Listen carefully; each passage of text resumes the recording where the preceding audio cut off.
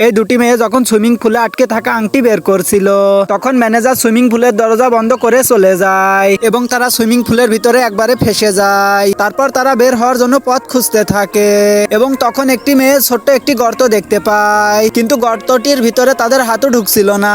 তার কয়েক ঘন্টা পর সেখানে পরিচ্ছন্ন কর্মী আসে এবং তারা তাকে হাত দেখিয়ে ডাকার চেষ্টা করে, কিন্তু পরিচ্ছন্ন কর্মী তাদেরকে সুইমিং পুলে আটকে থাকতে দেখে।